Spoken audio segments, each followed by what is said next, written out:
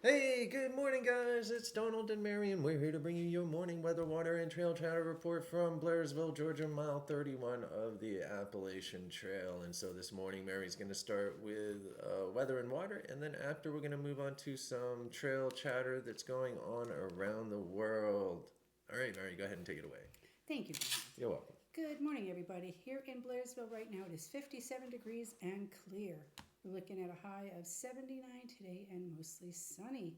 And then tonight, 54 degrees with some clouds this evening, giving way to mainly clear skies.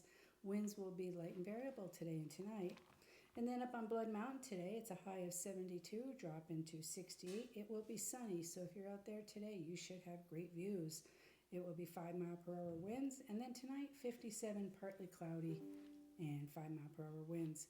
Water's good for the most part on the trail. Remember, and I'm saying this as you hike north, top off at Hawk Mountain Shelter. Your next water source is going to be Justice Creek. And then Slaughter has had some water that's just before you climb Blood, but I would say try to top off before then. That can dry up pretty quick. And then Neil Gap, you're going to need to top off there because Neil to Hogpen is dry. Hogpen has had water, but I haven't looked at it recently. It was flowing pretty good, so I'd say there's probably still a trickle. Um, Caution for snakes on the trail, of course. It's nice outside, the sun is out, and they're going to be stretching themselves across the trail, rocks, logs, anywhere where they can get that sunshine. Remember Cow Rock, which is 5 miles north of Neil Gap. You have that group of boulders up there that has the nest of copperheads, and there are rattlesnakes too. So let's just be cautious there. Ongoing road repairs up in the Great Smoky Mountains. US 441 to Newfound Gap on the Tennessee side is closed from Sugarlands to Newfound. They're projecting a reopen date of on or before September 30th. And then the Bears. All shelters are open, but closed trails are the Loop Trail, which is Deep Creek Trail from the southern trailhead to the junction of Loop Trail, Deep Creek Horse Trail also, and campsites 18 and 57. And then bear warnings for campsite 82. I'm going to turn it over to Donald now. He's going to talk about some other stuff that's going on out here and around us. Donald, All right, thank you, man. you are welcome. All right, sweet. All right, good morning, guys. It is 5:46 a.m. and the day is 9/12/2025. And so let's start with a rescue in California, in Palm Desert, California. We start with a hiker that was taken to the hospital after suffering a minor medical emergency while on the bump and grind trail in Palm Desert Thursday morning. The incident was reported around 11 a.m. A Rescue 9 helicopter hoisted the patient out of the trail and onto a landing zone. The patient was then transported to the hospital by ambulance. No further info is available. Okay, and so we have a rescue in Alabama, Lawrence County, Alabama. A missing hiker was rescued from the Bankhead National Forest on Thursday. Authorities received a call that a man who had gone to the Big Tree area of the forest had not returned home and could not be found. His car was found in the Thompson Trailhead around 2 a.m. and the search began at dawn. 2 hours after the crew entered the forest, the hiker was found with a compound fracture to the lower leg and a broken femur in the higher thigh. Ouch. Mm-hmm. Medical care, including an IV line, was provided until an ALEA aviation rescue helicopter could arrive. The hiker was airlifted to a local hospital for treatment. I guess this dude fell like 20 feet. Wow. Is what I was reading, yeah. So glad that ended up the way it did. Mm-hmm. Unfortunately, he did end up with a broken leg, but it could have been worse. I mean, 20 feet's a pretty good spill. Thankfully, somebody knew where he was going and knew when to expect him. Most definitely. All right, and so in Maine, this is highly disappointing, man. In Baxter State Park, rangers seek information after a Katahdin Summit sign was vandalized. Someone wrote like HM and LH on it or something, man, their initials. Piscataquis County, Maine. Baxter State Park law enforcement rangers are asking the public for help after the Katahdin Summit sign was vandalized. Rangers said Thursday on social media the letters HM and JM were carved into the center of the sign. Officials are seeking information from anyone who may have witnessed the incident or seen anyone taking credit on social media. Rangers encouraged the individuals responsible to come forward and said they appreciate any assistance from the public. Anyone with information is asked to contact Baxter State Park headquarters 7 days a week at 207-723-5140 between 8 a.m. and 4 p.m.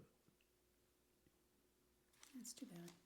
It is. And so this type of stuff, years ago, they were talking about stopping people from going to Katahdin. That is a sacred place for the Indians. And when people go up there and destroy things and walk all over the plants and do whatever they want to do, man,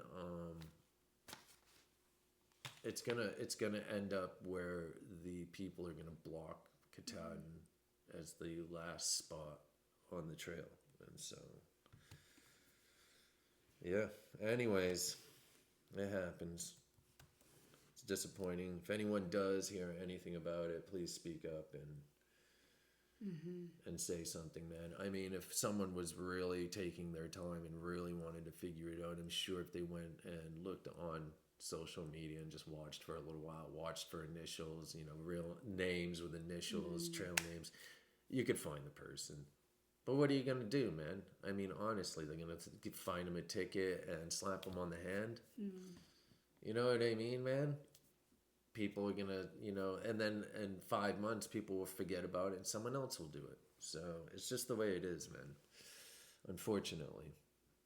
All right. And so I wanted to talk about, speaking of people not minding signs, saying warning signs and closure signs, and graffiti is just as bad as hopping up on a trail, man, that's closed off and doing whatever you want to do and disregarding all the rules and regulations and just, good trail etiquette, period, from the trail community. And that's what's important to keep our trails safe and, healthy, if you want to call it healthy. And so everyone is safe and we don't have all these phone calls going into 911 and people pressing the Garmin SOS signal and, just all this crap that's going on out here in the community, man. And I'm sure people are seeing it. And I'm not putting down new people or people that come out here and try. They just need to learn. New people need to learn their limits and understand that you can't just press a button or call SOS or call 911 to get you out of a predicament that you didn't know you were supposed to. I mean, didn't realize how hard the trail was, or yada yada yada, etc., etc. But yeah, definitely, this article right here is of a dude that I think it was last year he did this. He was doing an FKT in the Tetons, the Grand Tetons, and he decided he was going to run past a sign that told everyone not to go up there. And so in 2024, trail runner Michelino Sunseri set a fastest known time on Grand Teton, but was later found guilty on September 2nd, 2025 of cutting a switchback to do so, violating National Park Service regulations. The fastest known time FKT organization rejected his submission and now he faces potential fine and ban from the park. Now this is back in 2024. The incident, what happened? During a Grand Teton FKT attempt on September 2nd, 2024, Sunseri cut a closed switchback on the Garnet Canyon Trail. Why it's illegal. Cutting switchbacks causes erosion, environmental damage, and is prohibited by the National Park Service NPS regulations. Outcome for the record, the FKT organization, which tracks official speed attempts, rejected his submission due to the violation. Legal proceedings. Charges. Sunseri was charged with a federal offense for ignoring NPS signage and using a prohibited shortcut. Verdict on September 2nd, 2025, exactly 1 year after his FKT attempt. Sunseri was found guilty in federal court. So potential penalties. I apologize. Potential penalties. He faces a potential $5,000 fine and a ban from Grand Teton National Park, which is essential to his career as a professional trail runner. Broader implications oversight. The case garnered significant attention due to its public nature and the involvement of a well-known athlete. Environmental impact. It highlights the importance of adhering to trail regulations within national parks to prevent environmental damage. And so, with all this stuff going on out here right now, and I'm not picking political sides because I think they're all crooks, but money is being held back from our national parks, state parks, and other places, and there is not a lot of people out, or not a lot of rangers out there, not a lot of people putting in the time to keep this place, or there's not enough people to put in the time. I don't want to say there's, I'm saying that there's not enough people to put in the time to keep these trails from erosion and working on them. And so it's up to all of us, trail maintenance people, volunteers, the hikers, the outdoor enthusiasts, to do our best to follow the rules and keep the trail safe and passable and make sure that we follow the rules, man, because there's no one out there to come up and pick up behind us. And people should be following the rules anyways, but for people that are thinking, oh, there's just going to be someone come pick it up behind us, because there usually is, man. But there's not that many people out there that are doing this anymore, man. I think that there needs to be more volunteers assisting. Even if you go out and just pick stuff up, we need to also, pick up after ourselves. Don't leave anything behind. Don't leave anything. If you're a business, don't leave your cards on the signs, man. Don't pound your signs on the trees, man. People are gonna find you. That's what got hooks far out. All trails, the AWOL, the ALDA, the internet itself, White Blade, all these places are for people to take their time to advertise properly and not break the rules and regulations of the forest and our LNT rules. That's right. There are no exceptions. So I've had this discussion with other businesses out here because I'm vocal about what I think when it comes to businesses and how they should that they should follow the rules also and not break them so they can put their card up or their sign or whatever, man. That's not a reason to put the sign up. There's other places to advertise. So there's no reason to put signs up, cards, to leave out apples or peaches or sodas and devil dogs and coolers at trail crossings, trailheads, or in the middle of the woods, or whatever people are doing, man. That shit needs to stop. We all need to do our best to keep the trails safe and passable for everyone to enjoy and experience, man. The next person, we got to leave it better for the next person. And so with all this stuff that's going on out here right now, and some may say, oh, you don't know what you're talking about. Okay, I don't, man, but I just want to say that I see it every single day, man. And there's definitely a shortage on helping hands out here. So we got to do our best to step up right now. And this time that the trail needs us, the forest, to do our best to keep it clean. Anyways, that all being said, this guy here is going to possibly be fined. We'll see what happens. You just never know.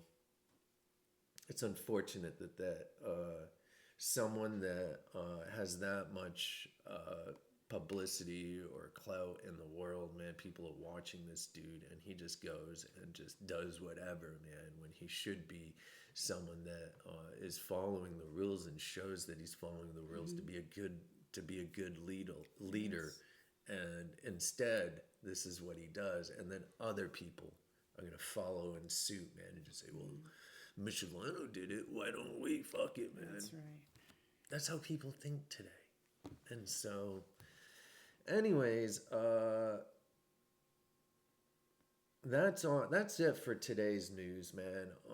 I just wanted to touch on that FKT, and because it's just like I was saying, there's a lot going on out here right now, man. The Katahdin sign, man. I mean, there's just no need for that shit.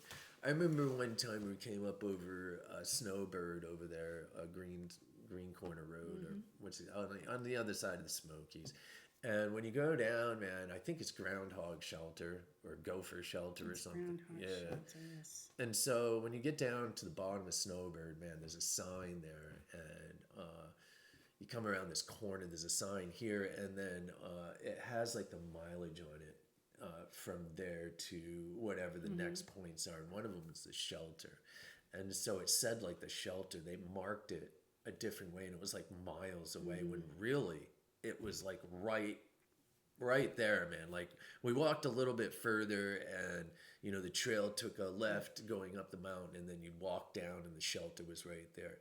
But the whole point is someone messed with that sign, carved a different number into it, and that can screw someone up. What if we didn't see that turn off and just kept on going to the next shelter, which would have been, I think, Laurel Creek up past Max Patch, I think was the next shelter. But we were really tired and had been humping it quite a bit, and so we were ready for a shelter to camp in. So anyways, that shit right there, man, the vandalization, just the everything, man, been going on for years, but it's getting worse, I think, man. And people are kind of like, there's like this divide where people think it's okay to do graffiti and stuff, man. And then the other people are like, oh, no, don't do that. And it should be, let's just not vandalize shit, man. You know what I mean, dude? But anyways, that's my opinion on it all, man. Everyone has their own opinion, so...